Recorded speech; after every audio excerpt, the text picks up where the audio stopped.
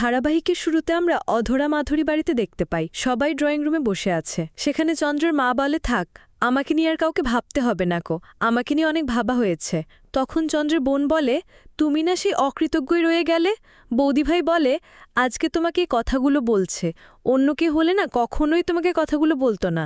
ওই যে যাকে ছেলের বউ করে এনেছ, দুদিন না যেতেই তো রান্নাঘরে ঢুকিয়ে দিয়েছে। তখন সোহিনী বলে, আমি না বাড়ি রান্নাবান্না করতে পারবো না, আমি শুধু নিজের বাড়িতে নিজের সংসারে রান্নাবান্নাগুলো করতাম, কিন্তু অন্যের জন্য আমি কখনো রান্নাবান্না করতে পারবো না, আমাকেই গৃহস্থলীর কাছ থেকে মুক্ত দিতে হবে। সোহিনীর কথা শুনে বুবলাই বলে, তুমি যে গৃহস্থলীর কথা বলছো, তো এইসব করবে না তো তুমি কি চাকরি বাকরি করবে? তখন সোহিনী বলে, আমি চাকরি বাকরি করি না বলে এই নয় যে আমাকে গৃহস্থলীর কাজ করতে হবে।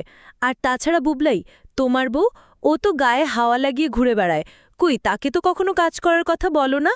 সোহিনী এটাও বলে যে তোমার বউ তো সেদিন আমাকে বলল, সে যদি এই বাড়িতে কোনো কাজ করে সেটা তার আর তার স্বামীর জন্য করবে, আর বাকিদের জন্য কোনো কাজ করবে না। তখন চন্দ্রের বোন বলে, তাহলে তুমিও সেটাই করো, অন্তত নিজের স্বামী মেয়ের জন্য রান্নাটা তো করো।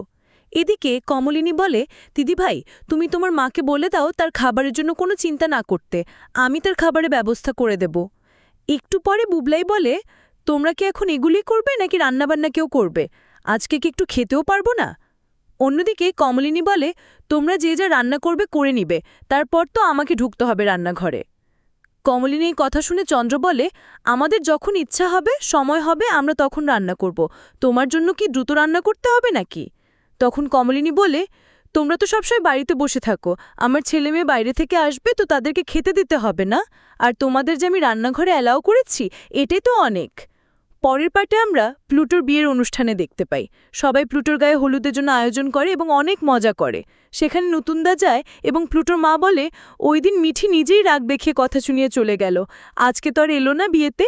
তখন নতুন বলে, তুমি প্লুটোর দোষটা একবারও দেখছো না? কাল যার বিয়ে সে কিভাবে অন্য একটা মেয়েকে ভালোবাসার কথা বলে, এটা রাগ হবার কথা নয়। তখন প্লুটোর মা বলে, সেদিন যে মিঠি মুখ কালো করেছিল, হয়তো সেটা দেখেই প্লুটোর কষ্ট হয়েছিল, তাই কথাটা বলে দিয়েছে। এদিকে নতুন প্লুটোর কাছে এসে বলে, বাবা, এখন মন খারাপ করিস না, যা হবার তো হয়ে গেছে। অন্যদিকে যারা হলুদের অনুষ্ঠানে ছিল সবাই নতুনকে জোর করে হলুদ মাখিয়ে দেয় এবং প্লুটোকে বলে স্নান করে নিতে। প্লুটো স্নান করতে চাই, তখন নতুন বলে, দেখ, আমি তোকে একটা কথা বলি, এভাবে মন খারাপ করে থাকিস না, তোকে তো কালকে আবার বেরোতে হবে। তখন প্লুটো বলে, হ্যাঁ, আমাকে অনেক দূর যেতে হবে, তবে আমি চাই মিঠি যেন অনেক দূর লেখাপড়া করে মানুষের মতো মানুষ হয়। যারা নতুন কাকু, মিঠির অনেক ইচ্ছে পড়ানোর, আমি দোয়া করি মিঠি যেন প্রফেসর হয়ে সবাইকে পড়াতে পারে, ওর ইচ্ছে পূরণ করে যেন অনেক দূর এগোতে পারে। এরপর প্লুটো স্নান করতে চলে যায়। তখন প্লুটোর মা এসে নতুনকে বলে, তুমি যে হলুদের তত্ত্ব নিয়ে ওই বাড়িতে যাবে, আমি খুবই নিশ্চিন্ত হলাম। আর একজন আছে না, যার কোনো খেয়ালই নেই কাকে নিমন্ত্রণ করেছে আর কাকে করেনি, সেটাও আমি শিওর জানি না। তবে একলা মাথায় সবকিছু সামাল দেওয়া খুবই কষ্টকর। পরবর্তী পার্টে আমরা দেখতে পাই নতুন এবং বাকিরা সবাই মিলে হলুদের তত্ত্ব নিয়ে মোয়ের বাড়িতে যাই।